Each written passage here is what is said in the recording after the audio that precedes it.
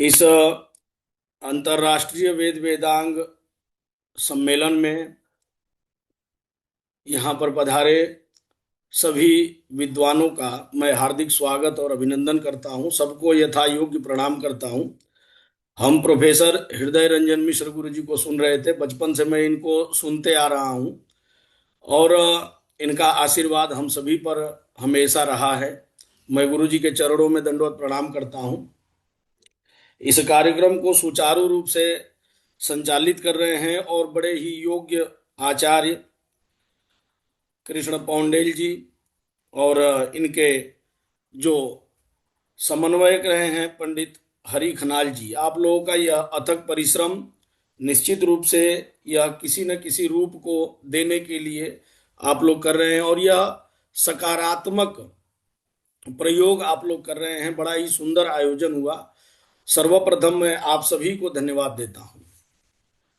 आज मैं जिन विषयों को बात करने के लिए यहाँ पर उपस्थित हुआ हूँ, सामान्य रूप से मैं पहले चर्चा करूं कि एक मन में जो उद्गार आ रहा था कि मैं माता वैष्णवी के चरणों में, वैष्णो देवी में फिलहाल बैठा हूं और माता कामाख्या जी के चरणों से यह कार्यक्रम प्रारंभ हुआ है, वहां से संचालित हो रहा है।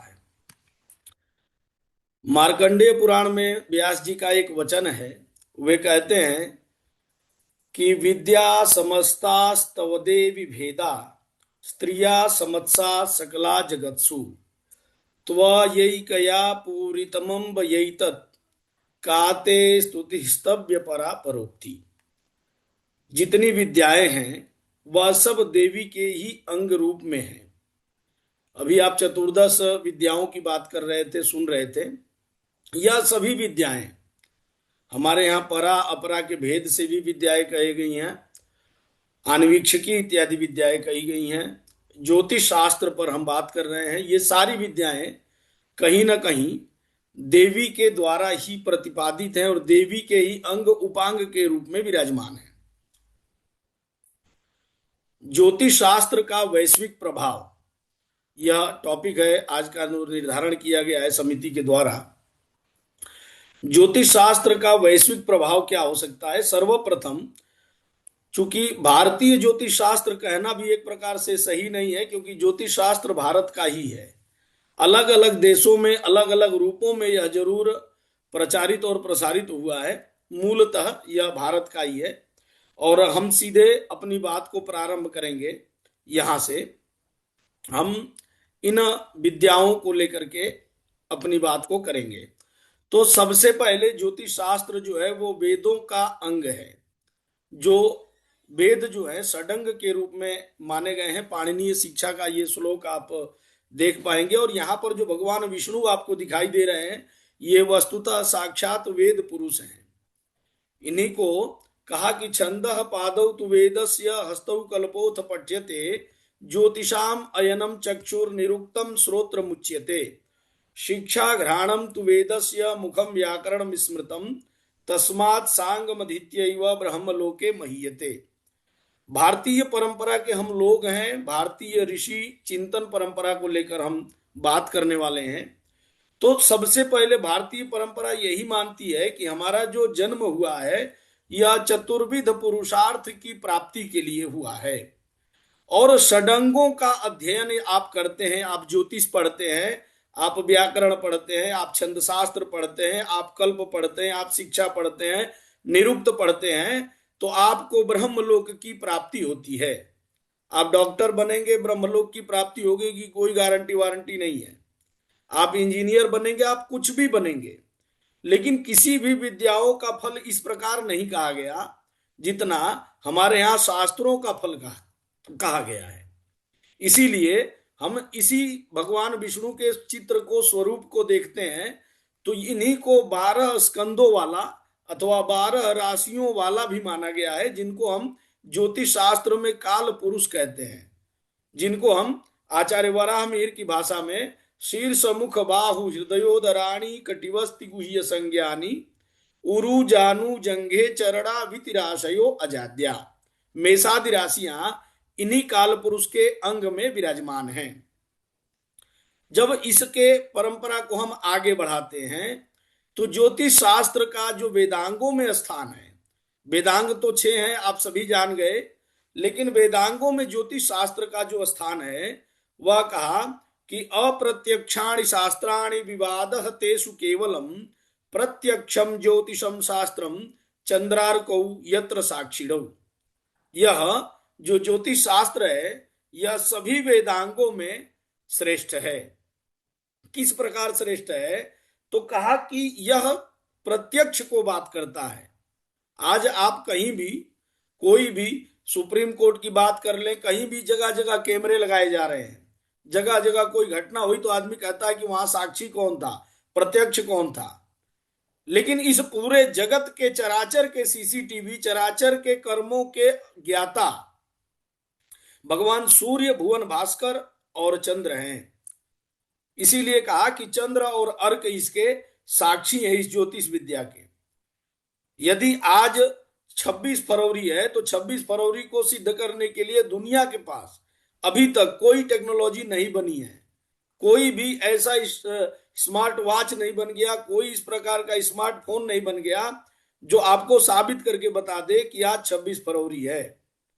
लेकिन यदि आज हम कहेंगे कि आज 10वीं तिथि है तो बिल्कुल फाल्गुन मास की शुक्ल पक्ष की 10वीं तिथि को हम चंद्रमा को आकाश में दिखा करके सिद्ध कर देंगे कि बिल्कुल आज 10वीं तिथि है। वह शुक्ल पक्ष की 10वीं है कि कृष्ण पक्ष की है, यह अभी हम सिद्ध कर पाएंगे।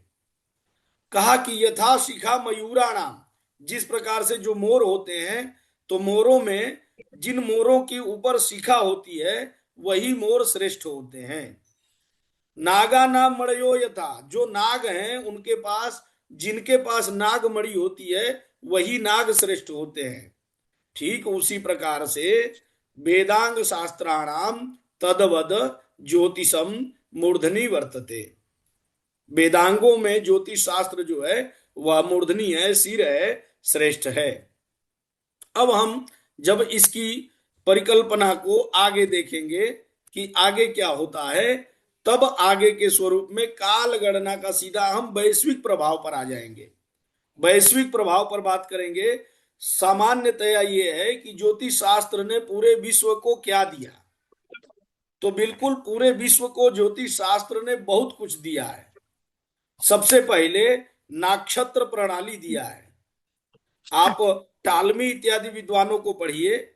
टालमी इत्यादि 84 मंडल नक्षत्रों के माने हैं, किसी ने 56 माना है, लेकिन केवल और केवल भारतीय परंपरा के विद्वान आर्यभट्ट हुए, भारतीय परंपरा के विद्वान भास्कराचार्य हुए, भारतीय परंपरा के विद्वान बापूदेव केतकर हुए, भारतीय विज्ञान परंपरा के ही बापूदेव शास्त्री हुए, सुधाकर द्विवेदी हुए। आप जिन आचार्यों को सुनते हैं, इन्होंने एक मुक्त से नक्षत्रों के मंडल की स्पष्टता की और उसी पर आज आपका पूरा ब्रह्मांड, मैं संसार की बात कर रहा हूं, पूरे दुनिया की बात कर रहा हूं, उसी नक्षत्र मंडल को आधार मानकर गणनाएं कर रहा है। वो कौन कौन सी गणनाएं कर रहा है?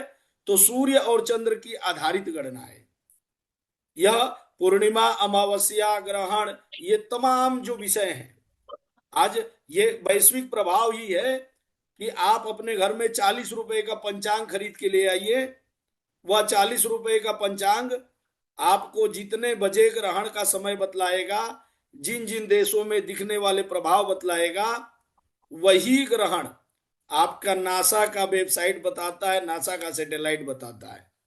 हजारों हजार करोड़ों रुपए, अरबों रुपए खर्चा करके आप पहुंचे वहीं तक हैं, उसके आगे नहीं पहुंचे हैं।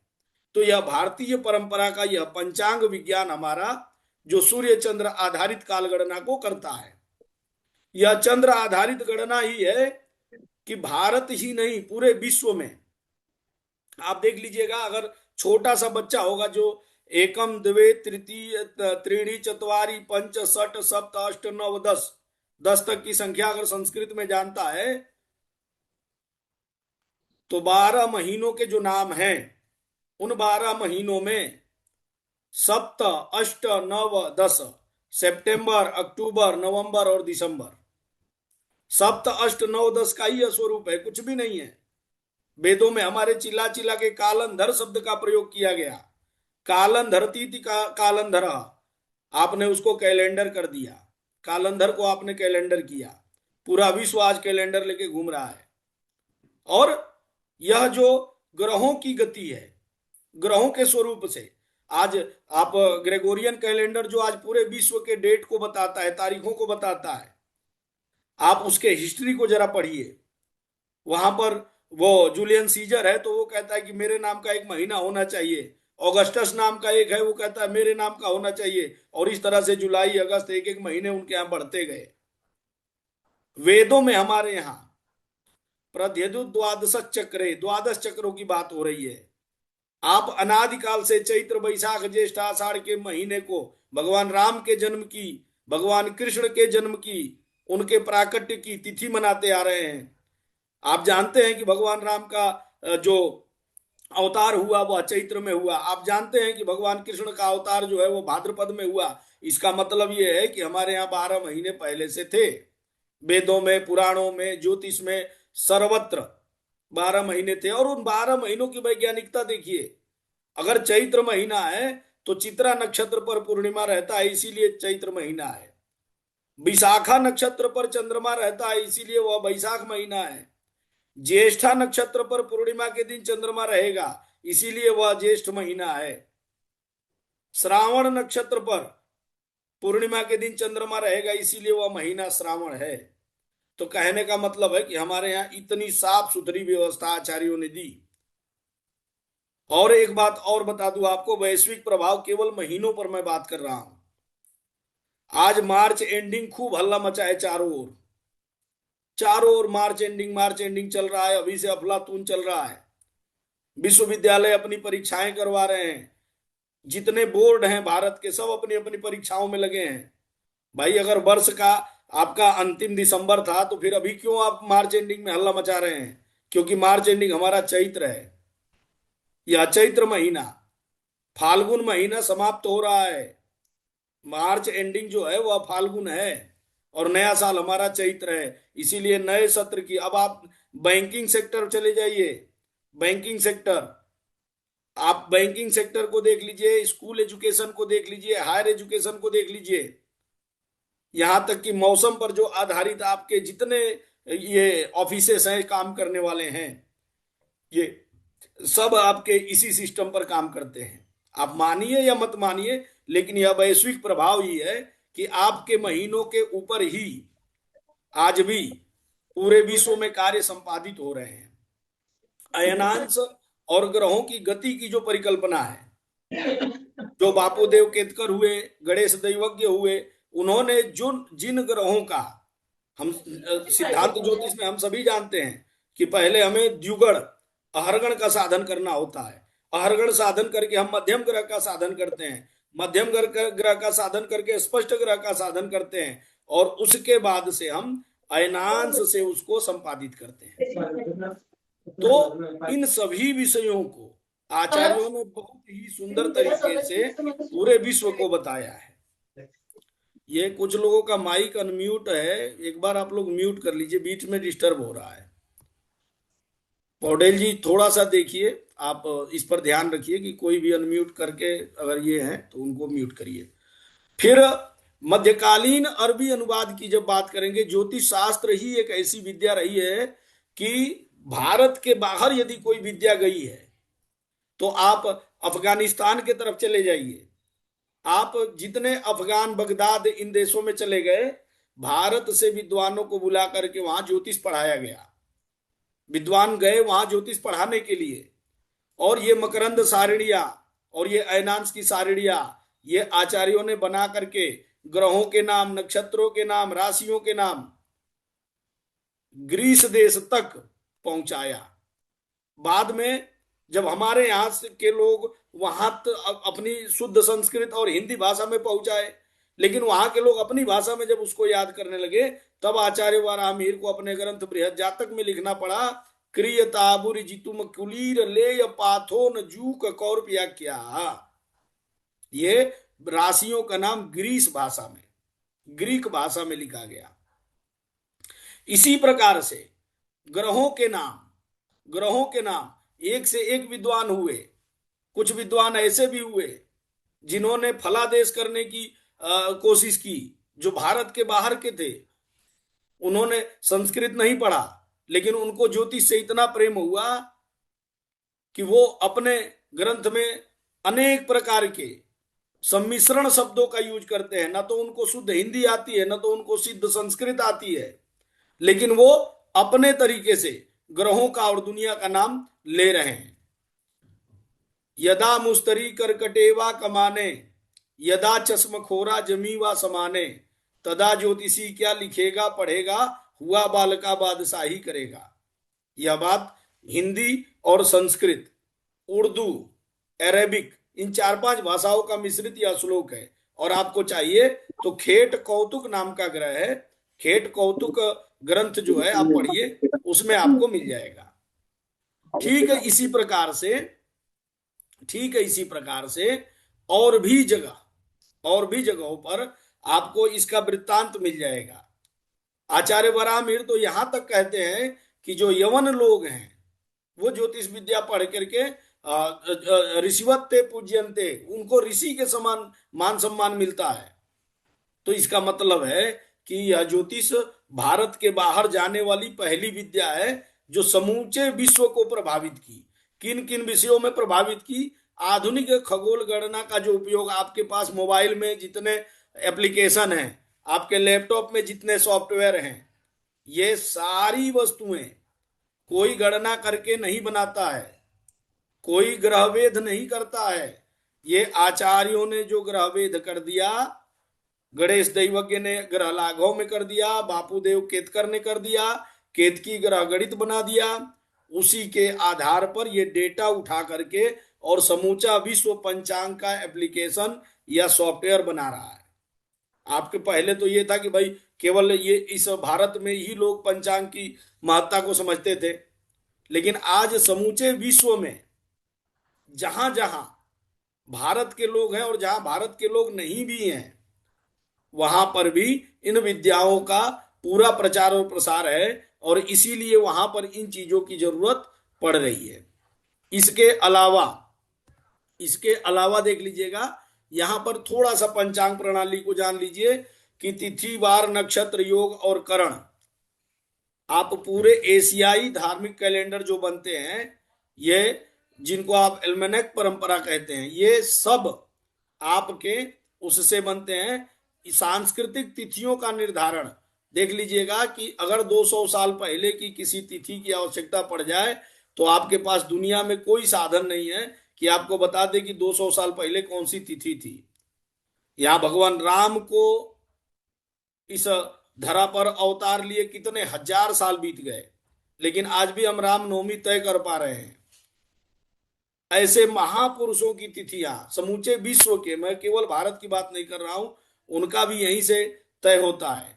ये लूनी सोलर कैलेंडर जो बनता है सूर्य के आधार पर, ये इसका भी मूल जो है वह हमारे भारत के पंचांग प्रणाली से ही। मैं आपको पहले ही कहा कि पंचांग शब्द बाद में आया है, पहले वेदों में और पुराणों में इसका नाम कालंधर रहा है, और इसी से प्रवृत्त होकर समूचे विश्व ने। और इसका एक छोटा सा उदाहरण मैं आपको दिखा दूं कि आपको यदि दुनिया में कभी किसी को सिद्ध करना पड़े कि आज कौन सा दिन है, आज अगर सोमवार है कि मंगलवार है, आज गुरुवार है, तो दुनिया के पास कोई ताकत नहीं है, कोई विद्या नहीं है कि दुनिया बता दे कि आज गुरुवार है, सिद्ध कर दे।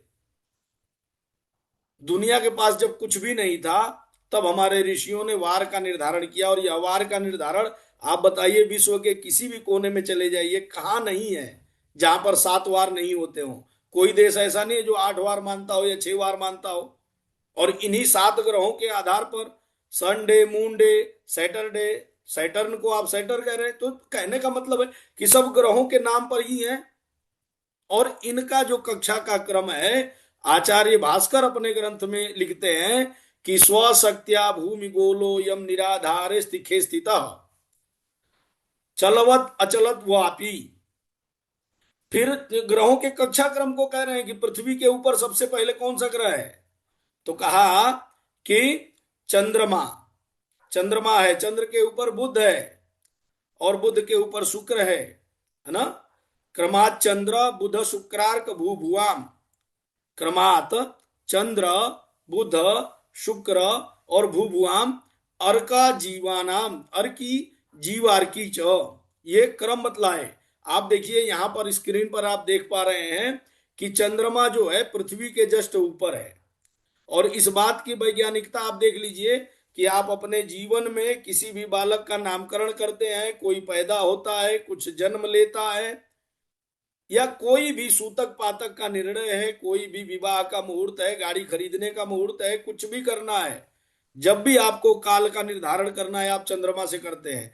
आपका यहां तक कि आपका जन्म नक्षत्र पूछा जाए तो आपके जन्म के समय किसी नक्षत्र पर बुध भी था, किसी नक्षत्र पर शनि भी था, किसी नक्षत्र पर गुरु भी था, लेकिन आप कहते हैं कि मेरा नक्षत्र ये है जिस पर उस समय चंद्रमा था।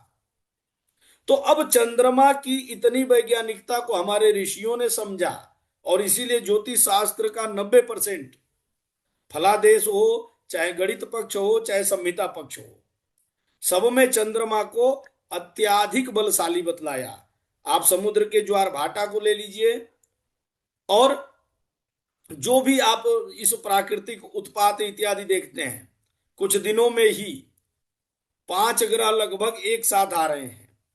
इनका प्राकृतिक उत्पात आपको भूकंप इत्यादि के माध्यम से देखने को निश्चित मिलेगा। यह चंद्रमा जब जब पृथ्वी के नजदीक आता है, पृथ्वी के नजदीक कब आएगा? पूर्णिमा को। और पूर्णिमा के समय यदि ग्रहण लग जाए, बिल्कुल ग्रहण है, और 4-5 ग्रह साथ में आ जाए, स्पष्ट रूप से कहा है कि भूकंप इत्यादि आएगा। तो ये पूरे विश्व में कोई भी ऐसा दुनिया के पास कोई ऐसा ज्ञान नहीं है जो इन 7 वारों का क्रम निर्धारण करता कि सोमवार के बाद मंगलवार क्यों आएगा, मंगलवार के बाद बुधवार क्यों आएगा। आप देखिए सबसे पहले इस दुनिया में सूर्य दिखाई दिया, इसीलिए पहला वार सूर्य हुआ। सूर्य के ऊपर आप 4 कक्षा गिनिए, देखिए मंगल, गुरु, शनि, और फिर चौथे नंबर पर आ गया चंद्रमा। तो रविवार के बाद सोमवार हुआ, सोमवार के बाद ऊपर 4 कक्षा गिनिए, बुध, शुक्र, सूर्य और मंगल, चौथी कक्षा मंगल की है, इसीलिए सोमवार के बाद मंगलवार हुआ। मंगलवार से ऊपर 4 कक्षा गुरु, शनि, चंद्र और बुध, तो ये बुधवार हुआ। बुध से चौथी कक्षा शुक्र, सूर्य, मंगल और गुरु, ये बृहस्पति हुआ। बृहस्पति से चौथी कक्षा शनि, चंद्र, बुध और शुक्र, शुक्रवार हुआ। आप दुनिया के पास चले जाइए, किसी के पास कोई लॉजिक नहीं है ये बता पाए कि पहली बार हमारी क्यों होती है। और चौथी कक्षा भी मैं क्यों बता रहा हूं, क्योंकि 12 होरा दिन के होते हैं और 12 होरा रात्रि के होते हैं, टोटल 24 होराएं होती हैं। और 4 भाग में जब हम इनको बांटते हैं, आपका साधारण सा ग्रंथ हनुमान चालीसा कहता है चारों युग प्रताप तुम्हारा, 4 की बात वहां पर करता है। यहां तक कि वह सूर्य की दूरी पृथ्वी से मापने का, खगोल का कितना बड़ा आपका हनुमान चालीसा है। युग सहस्त्र योजन पर भानु, ले लियो ताहि मधुर फल जानू। युग कितने हैं? 4 हैं। सहस्त्र कितना? 1000। योजन मने योजन, 4000 योजन दूर जो है पृथ्वी से सूर्य है। और आधुनिक वैज्ञानिकों ने जब इनकी गणनाएं की, देखी बिल्कुल सटीक वही दूरी है। तो आप तो मजाक मजाक में खगोल पढ़ने वाले लोग हैं और ज्योतिष शास्त्र को समझने वाले लोग हैं। यह भारत है, भारत में ज्ञान विज्ञान की परंपरा रही है। हम किसी को कभी भी अंधविश्वासी नहीं बनाए हैं। ज्योतिष शास्त्र के वर्तमान परिप्रेक्ष्य में कुछ चीजें आपको दिखाई जरूर दे सकती हैं, वो व्यक्तियों की कमी है, लोगों की कमी है, शास्त्र की कमी नहीं है। मैं अगर आपके सामने बैठ करके यहाँ कुछ बोल रहा हूं, कुछ गलत बोल जाऊं तो वो मेरी कमी है, शास्त्र की कहीं से कमी नहीं है। मेरे माता पिता ने जो मुझे पढ़ाया, मेरे गुरुओं ने जो मुझे आशीर्वाद दिया, जो पढ़ाया, तो बिल्कुल वो शास्त्र है।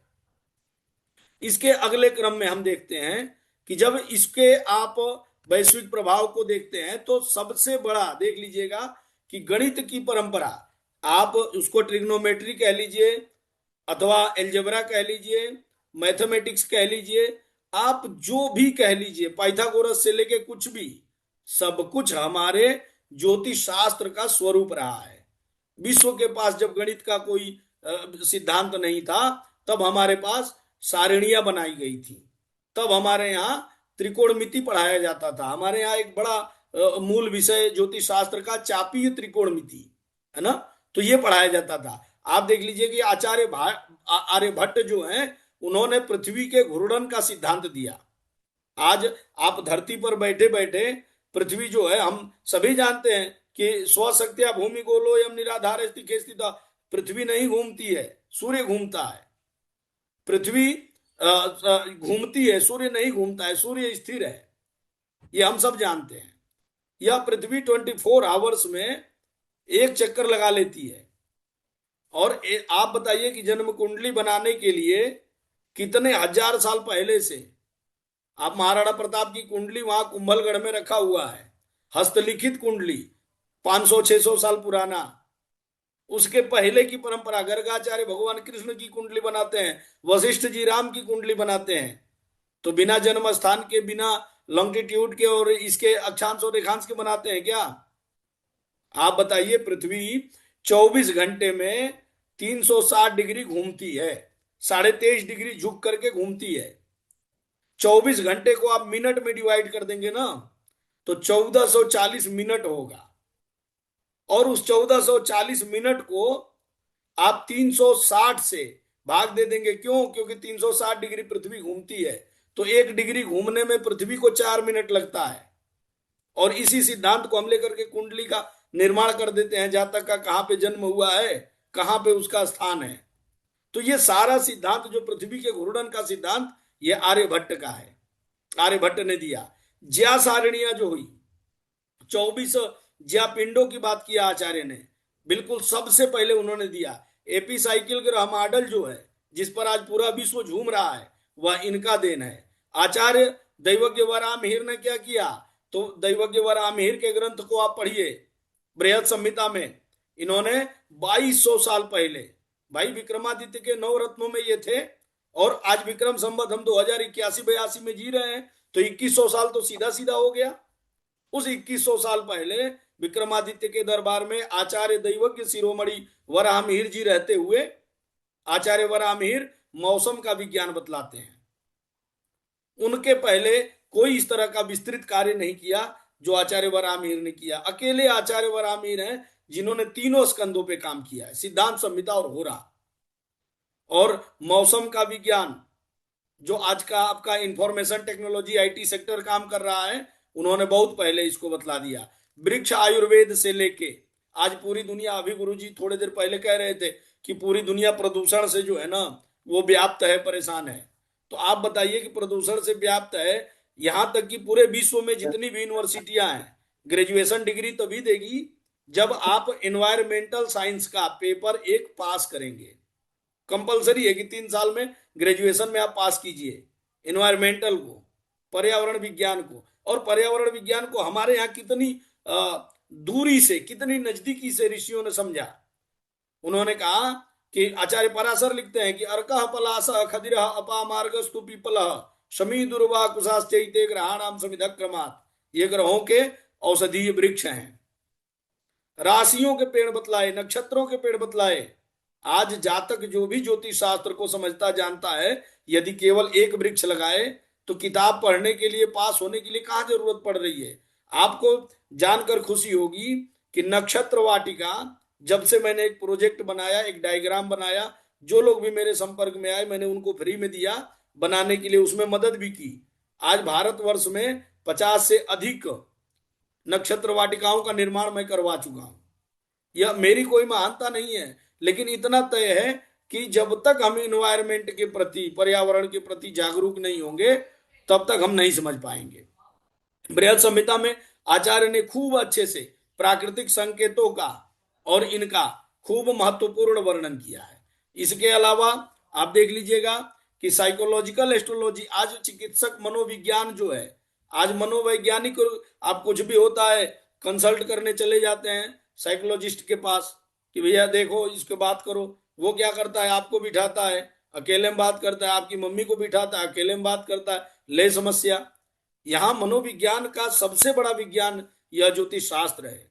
आप मान लीजिए कि मन से थक चुके हैं कि आप काम नहीं कर पाएंगे, शास्त्र कहते हैं कि मन एवं मनुष्याणाम कारणम बंध मोक्षयो, आप मान चुके कि भाई वो मेरे से नहीं होगा। और चंद्रमा मन सो जाता चक्षो सूर्यो आ जाता, चंद्रमा आपका मन है, मन को, वो मन के हारे हार है, मन के जीते जीत। वहां गोपियां कहती हैं उधो से, उधो मन न भये 10-20। मन के लिए कितनी बात करें।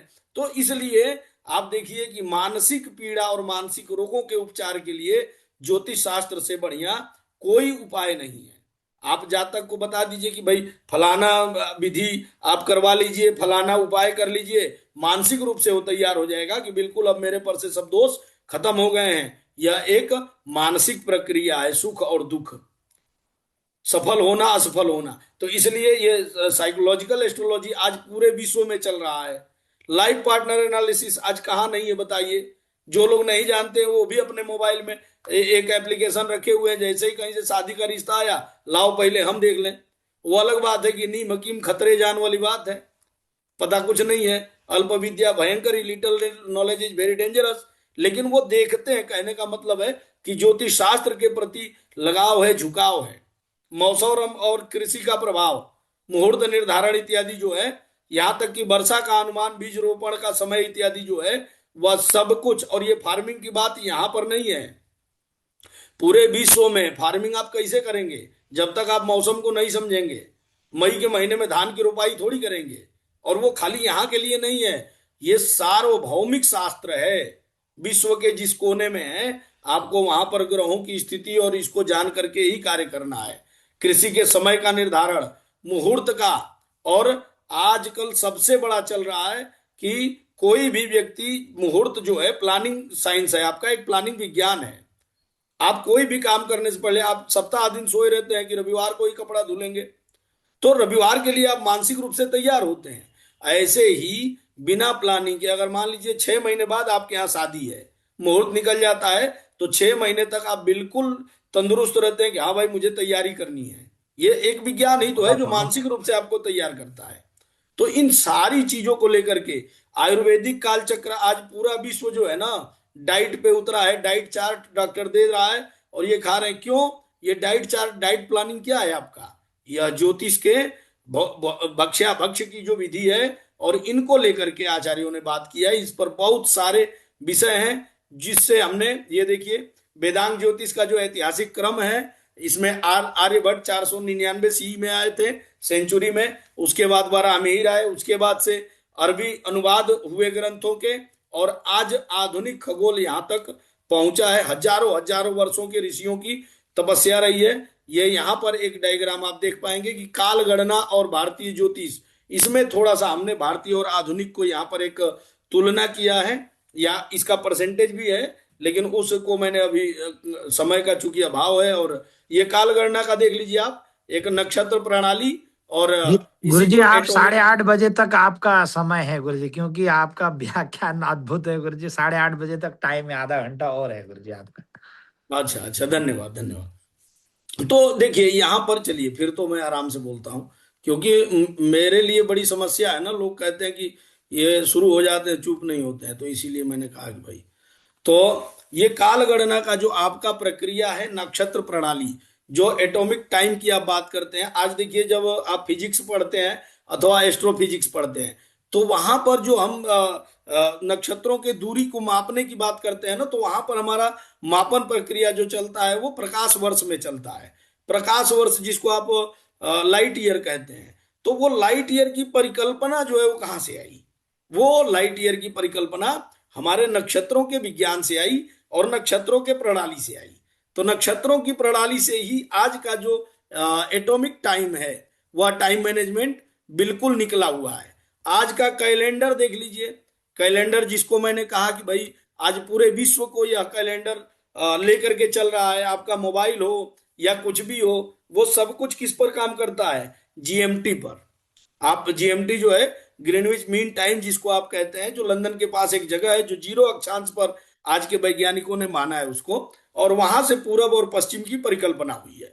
तो भैया पूरब और पश्चिम की जो परिकल्पना है, उसको वहीं से टाइम जोन आपका जो सेट हुआ है, तो उस टाइम जोन को सेट करने के लिए भी यहाँ पर जो कैलेंडर है, आज वर्तमान का जो आप कहते हैं, वह आपका सीधा सीधा पंचांग है। और उसी को ग्रेगोरियन कैलेंडर के नाम से आज समूचे विश्व में प्रचारित प्रसारित है। लेकिन जब आप कभी टाइम निकाल के इस ग्रेगोरियन कैलेंडर को, इतिहास को पढ़ेंगे, थोड़ा सा नजर डालेंगे, तब आपको पता चलेगा कि नहीं भाई, ये ग्रेगोरियन कैलेंडर जो है वो सब कुछ 90% भारत के ज्योतिषियों की देन है। और देखिए एक बात और समझ लीजिएगा कि हम लोग भारतीय हैं और भारतीय ज्ञान परंपरा के लोग हैं और ज्योतिष के विद्यार्थी हैं, इसीलिए हम पूर्वाग्रह से ग्रसित नहीं हैं कि हमारे यहाँ ये लिखा, ये लिखा, वो लिखा।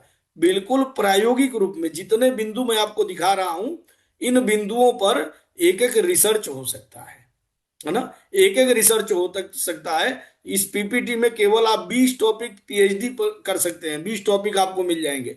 तो ये सब कुछ सत्य है, इसमें कहीं से मिथ्यावाद नहीं है। इसीलिए खगोल में देखिए, आज जो एस्ट्रोफिजिक्स की बात है, मैं अभी बतलाया, तो एस्ट्रोफिजिक्स की जो बात है और ग्रह गणनाएं जो आपके आचार्यों ने की है, आज देखिए कि जब कुंडली बनाने के लिए बच्चा हमारे पास आता है ना, सबसे पहले एकदम छोटे से क्लास में, जिसको हम मध्यमा कहते हैं, तो अगर मध्यमा का भी विद्यार्थी है ना, वो आता है, तो उसको हम बताते हैं कि देखो सूर्य जो है रोज 1 डिग्री चलता है।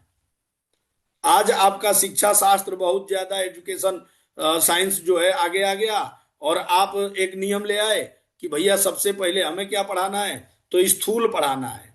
और जो बीएड करते हैं वो जानते हैं कि स्थूल से सूक्ष्म की ओर जाना है, पहले ही सूक्ष्म नहीं शुरू करना है। तो हमारे आचार्य जो रहे वो कितने विद्वान और कितने श्रेष्ठ रहे होंगे कि पंचांग बनाए, पंचांग में लिखा कि भैया सूर्य जो है 1 डिग्री रोज चलता है। ये बहुत अच्छी बात है कि 1 डिग्री सूर्य चलता है, लेकिन इस बात को सिद्धांत ग्रंथों में आचार्यों ने स्पष्ट कर दिया कि भैया सूर्य नहीं चलता, चलती पृथ्वी है। और पृथ्वी का जो हिस्सा सूर्य के सामने जाता है वो हिस्सा चमकता है, और हम मानते हैं कि भैया यहाँ पर सूर्य निकल गया, दिन हो गया अथवा रात हो गई, अंधेरा हो गया। जब हमारे यहाँ बच्चा कुंडली सीखता है तब उसको ये चीज पता है। आप देखिए इसका जो आज मिरर इमेज की बात हो रही है, हाँ, पूरा वर्ल्ड जो है ना एक मिरर इमेज लेके घूम रहा है। तो मिरर इमेज क्या है, आप जमीन पर खड़े हैं, आसमान में ग्रहों को देखेंगे तो आसमान में तो ग्रह चलते हुए ही दिखाई देंगे, आप थोड़ी चलते हुए दिखाई देंगे। आप जैसे ट्रेन में खड़े हो जाइए, ट्रेन जा रही हो खूब स्पीड से, और चाहे गाड़ी में आप बैठे हैं, और आप दूर देखेंगे ना तो आपको लगेगा पेड़ पौधे सब एकदम स्पीड से चले जा रहे हैं, अब भयंकर तेज चले जा रहे हैं, मैं तो अपने जगह पे ही बैठा हूं। लेकिन एक्चुअल स्थिति तो ऐसी नहीं है, आप चल रहे हैं, पेड़ पौधे तो अपने जगह पे हैं। इसी सिद्धांत को, मिरर इमेज को समझाने के लिए आचार्यों ने आपकी कुंडली की परंपरा को भी उसी प्रकार से, आप देखिए लग्न इत्यादि जब हम भरते हैं तो अंकों को हम लेफ्ट साइड से लिखना शुरू करते हैं, और ये कुंडली का पूरा गणित, आज कैमरा हो गया, आज आपको फिजिक्स जब आप पढ़ेंगे तो उत्तल लेंस अलग होता है, अवतल लेंस अलग होता है, हाँ, नजदीक का लेंस अलग होता है, दूर का। बहुत बढ़िया है, बहुत विकास किया आपने। लेकिन पूरे विश्व को इस उत्तल और अवतल की परिकल्पना भारतीय मुनियों ने कुंडली बना करके दिया कि आप जमीन पर बैठे बैठे आकाश मंडल का फोटो बना रहे हैं तो वो मिरर इमेज ही बनेगा। और इसीलिए उसमें लग्न निर्धारण से लेके हर चीज, और इसी परंपरा को लेकर के आपने सारे प्रकार के जो भी रिसर्च करके और जो दुनिया को आपने बताया वो यही है। और ये व्यक्तित्व जो है, व्यक्तित्व, उसको भारतीय ज्योतिष ने कुंडली कहा, और आज का टाइम उसी को साइकोलॉजी मान रहा है। साइकोलॉजी जो है वो केवल और केवल क्या है, तो जो मैंने आपको बतलाया कि जब कुछ भी होता है तो आदमी कहता है ये तो इसकी साइकोलॉजी हो गई है, इसको कुछ भी कहो कोई फर्क नहीं पड़ेगा। ऐसा नहीं है। ज्योतिष शास्त्र का जो साइकोलॉजी था वो मनुष्य को, देखिए हमारे यहाँ जितनी भी विद्याएं हैं, सांख्य योग का जो शुरुआत होता है तो आचार्य कृष्ण जो है, ईश्वर कृष्ण, सांख्य कारिका में सीधे कहते हैं कि दुख त्रयाभिघाता, 3 प्रकार के दुखों को नाश करने के लिए मैं, जो शास्त्र की परिकल्पना है सांख्य दर्शन की, वह दुखों का नाश करने के लिए है। लेकिन वहां पर भी वो कहते हैं कि आत्यंतिक दुख जो है वो हमेशा के लिए नष्ट नहीं होंगे। लेकिन ज्योतिष शास्त्र जो है उसी बात को लेकर के अपने जो उनके अध्येता हैं, जो विद्यार्थी हैं, जो उनके साइकोलॉजी से जुड़े हुए उस परंपरा के लोग हैं, बड़ा से बड़ा समय आ जाए व्यक्ति को, वो उसमें से ज्योतिषी ही निकाल सकता है और ज्योतिष शास्त्र ही निकाल सकता है। खराब से खराब समय और अच्छे से अच्छा समय, दोनों ही परिस्थितियों में एक ज्योतिष विद्या ही है जो उसको पागल नहीं होने देगी। हाँ, नहीं तो कनक कनक ते 100 गुनी मादकता अधिकाय, या खाए बहुराए जग या पाए बहुराए। तो वो खाएगा तो भी बहुराएगा, पाएगा तो भी बहुराएगा। ऐसी स्थिति में उस परिस्थिति से सामान्य करने के लिए ज्योतिष शास्त्र के जितना उपयोगी विद्या और कोई भी नहीं है। ठीक उसी प्रकार से आज पूरे विश्व में जहां पर आप देखिए, ये फार्मिंग की बात हो रही है तो ऑर्गेनिक फार्मिंग की बात हो रही है कि खेती जो होगा वो ऑर्गेनिक खेती चाहिए। आप गेहूं चावल जो खरीद करके घर में आज खा रहे हैं, आज देखिए बड़ी बड़ी कंपनियां हो गई और वो कहते हैं कि भैया ये ऑर्गेनिक गेहूं है, मार्केट का गेहूं अगर 50 रुपया है तो हमारा 150 रुपया बिकेगा। और ये भारत की नहीं है, पूरे विश्व की बात है। और समूचे विश्व में इस ऑर्गेनिक खेती के पीछे का जो राज है, आचार्य पराशर का एक ग्रंथ है कृषि, है ना, कृषि, एक ग्रंथ है उनका कृषि शास्त्र, और एक है वृष्टि विज्ञान। इन दोनों के द्वारा जैसे एक छोटा सा उदाहरण लीजिए कि आपको यदि बगीचा बनाना है, कहीं बगीचा बनाना है, उद्यान बनाना है, सिटी प्लानिंग के अंतर्गत मैं बहुत सारे जगहों में स्मार्ट सिटी में इस तरह का प्रयोग करवाया हूं। और ये बिल्कुल अब मैं क्या करवाऊंगा, आचार्य पराशर जी के ग्रंथ को देख करके। तो आप कहते हैं ना कि आपको कोई भी उद्यान लगाना है, बगीचा लगाना है, आपकी लॉन एरिया अपने घर में ही आपको लगाना है, तो वो आचार्य कहते हैं कि सरसों का उसमें बीज लगाइए। सरसों जब बड़े बड़े हो जाएं और उनमें फूल आ जाए तो उन पेड़ों को काट दीजिए और उसी में उनको सड़ने दीजिए, और उसके बाद से आप वहां पर बगानी कीजिए, आप पेड़ लगाइए। वो पेड़ कभी मरेंगे नहीं, सूखेंगे नहीं। तो आप देखिए ये जो विज्ञान है, आज जो जैविक खेती की बात समूचा विश्व कर रहा है, तो ये जैविक खेती में जो है बिना मुहूर्त के, बिना उसके नहीं होता है। जो आयुर्वेदिक दवाइयां हैं, एलोपैथी से लोग आयुर्वेद की ओर दौड़ रहे हैं, तो ये सारी चीजें जो हैं आपके ज्योतिष के आधार पर ही, नक्षत्रों का आकलन, कौन से नक्षत्र कैसे हैं। आचार्य शतपथ ब्राह्मण में अपने शिष्य से कहते हैं कि कृतिकासु अग्निम आदधीत, कृतिका में अग्नि की स्थापना करो। शिष्य कहता है कथम वही कृतिकासु, कृतिका में क्यों करना है गुरुजी? तो कहते हैं एतद वैर अग्नेर नक्षत्रम, या अग्नि का नक्षत्र है। अब आप बताइए कि नक्षत्रों के स्वामी तक शतपथ ब्राह्मण निर्धारण कर रहा है, और उसके आधार पर आज जो है जैविक खेती के जो मुहूर्त हैं, जो विषय हैं, वह सब कुछ चंद्र के आधार पर हैं। आप ये प्रत्यक्ष भी देखिए, ये महर्षि सांदीपनि राष्ट्रीय वेद विद्या प्रतिष्ठान से उपाध्यक्ष हैं गुरु जी। तो महर्षि सांदीपनि राष्ट्रीय वेद विद्या प्रतिष्ठान ने उज्जैन में एक प्रायोगिक करवाया था, महाकाल मंदिर में ही, मैं बिल्कुल था वहां पर, है ना। तो आहुति जो आप देते हैं वर्षा के लिए, चाहे जहां पर खेती हो रही है, जहां पर फसलों को उगाया जा रहा है, वहां पर आप वेद मंत्रों के उच्चारण कराइए और फिर उनका प्रभाव देखिए। आप सही मुहूर्त में पौधारोपण कीजिए, फिर उसका स्वरूप देखिए। तो ये सब कुछ तय हो चुका है, वैज्ञानिक दृष्टि से सिद्ध हो चुका है। और इसीलिए इसको आज पूरा विश्व, जो चंद्र आधारित आपका टाइम टेबल है कृषि के लिए, वह कृषि पर बिल्कुल लेकर के आया है। एक मैथिली शरण गुप्त जी की मुझे कविता याद आ रही है, देखिए यहाँ पर आप सबके लिए। वृत्तांत पहले व्योम का प्रकटित हम ही ने था किया, वह क्रांति मंडल था हम ही से अन्य देशों ने लिया। थे आर्यभट्ट आचार्य भास्कर तुल्य ज्योतिर्विद यहाँ, अब भी हमारे मान मंदिर वर्णनीय नहीं कहा। जिस अंक विद्या के विषय में वाद का मुहबंद है, वह भी यहीं के ज्ञान रवि की रस्म का आमंद है। डरकर कठोर कलंक से व सत्य के आतंक से, कहते अरब वाले अभी तक हिंद शाही अंक से। उन शुल्व सूत्रों के जगत में जन्मदाता है हमी, रेखा गणित के आदि ज्ञाता या विधाता है हमी।